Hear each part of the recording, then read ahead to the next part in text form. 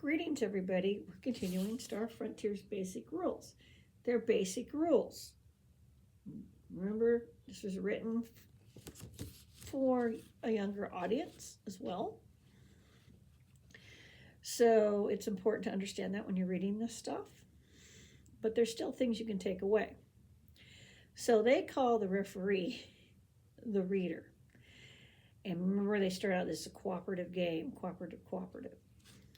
So somebody from the group of people playing is chosen to be the referee, the reader, all right, and they're going to read everything. Now, these adventures are set up so that they can be played over and over again, because at the end of the adventure, they give you ways to change them. But they do give you some game design elements. It's important. So, every adventure has 6 parts: purpose, teams, how to win, how to play, setup, and rewards. Not a bad idea to think about this when you're designing an adventure. All right. The players in Star Frontier games play characters who perform special jobs for companies and planetary governments. They may work to prevent trouble, solve a mystery, explore a new planet, or perform any other sort of dangerous task. In this series of adventures, the player characters work for the Pan-Galactic Corporation, the largest company in the frontier. So you got some more information, background information, guys.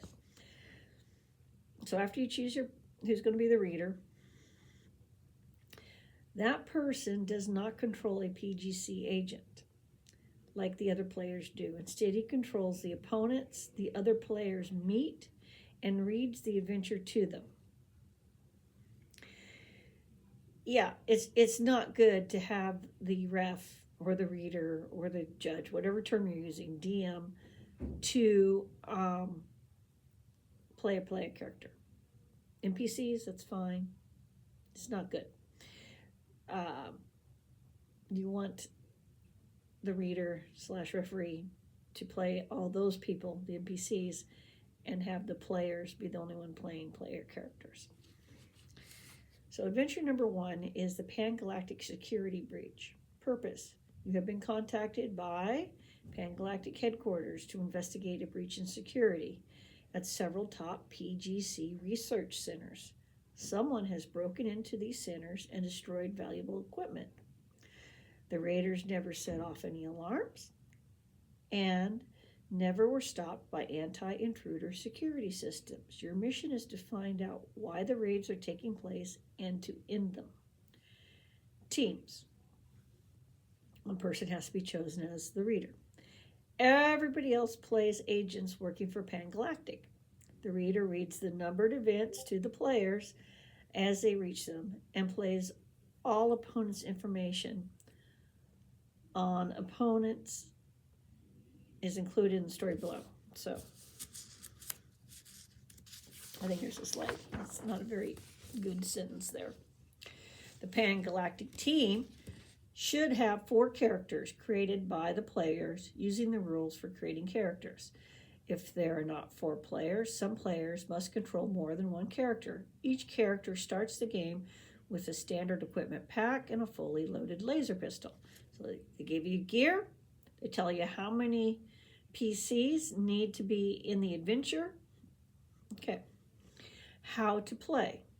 This is a programmed adventure. The story is written in a series of numbered paragraphs. The reader reads the first paragraph to the players, and then they are presented with several choices. All the players must agree on one choice.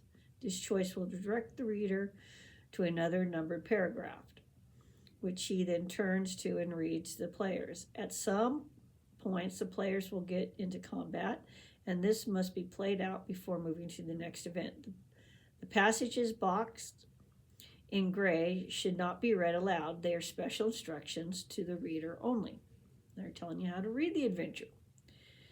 The reader controls the movements of the raiders and rolls the dice for when they attack. The reader decides who an NPC will attack, but should try to have each MP shoot at a different player character if possible. If it's not possible, the NPC should shoot at the nearest enemy. The raiders always move first until a fight starts. Once the player characters get into combat with the raiders, the players and the reader must roll for initiative. The player characters and the raiders have fully loaded guns, but they do not have any extra ammunition. All players must keep track of the shots they fire. When they use all their ammunition, they can only run away. So this is, someone's sitting there going, it's a railroad. It's also a training game. It's part of the deal here. How to win. The players win if they learn how the raids are taking place and stop the raids from striking again. Setup. Each player should pick a counter that looks like his character. The reader should pick a Vrusk, a Dralsite, a Yarzarian, and 3 human counters. All counters are placed inside the security building. The reader then picks a skimmer counter and places it on the curb on the road north of the security building. Now you're ready to play. So when you're learning a new game, when you're learning to referee, aka be the reader in this case, when you're learning how to control your characters and the basic rules of a game, and you don't know anything about role-playing games, structure helps. I'm not going to sit here and say, no, it doesn't help. They should just jump in and sandbox it and blah, blah, blah. Are you insane? That's too much for people trying to figure out what attribute do I look at? What does the grenade do again? No. How fast? How does the chase work? They're learning the rules. And it's okay to play a game like this where everybody's learning the rules, even if you're a grown-up, even if you've played a million role-playing games. It's okay. Do it so that you have an understanding of what the game is trying to teach you. So then when you go and make your own adventures, right? You've learned everybody's learned all the rules.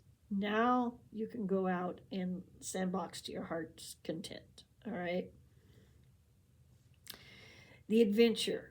Start. You have met at the Security Service Building to discuss your new assignment and talk to some PGC experts about why the security at the research centers failed. You're in the main computer room where data collection and analysis is handled. The chief of security and the head programmer, both humans, are helping you. Also in the room are 4 technicians, one of each different race. The programmer shows you a small computer cabinet containing thousands of crystal wafers. The security information and command controls for all Pan-Galactic research centers are stored here. He says, we ran it through the check of all the systems and couldn't find anything wrong. There's no way the raiders could have broken in. The programmer in chief seemed puzzled. What are you going to do? Wait for the raiders to strike again? Investigate the site of the last attack? Ask the computer if there is a pattern to the raiders' attack. So this adventure is much more like the little books, you would read and you flip to the page. So yes, it's much more railroady than most people are expecting. And we're going to go through this adventure step by step and what would happen if you chose one of those 3 things. And we're going to do that in episodes. Is this the best way to do a role-playing game? No, but that's not what they're trying to do here. They're trying to teach rules. They're trying to teach a ref how to ref, and it will expand out into much better stuff. Anyway, look forward to more on this. Talk to you guys soon. Bye.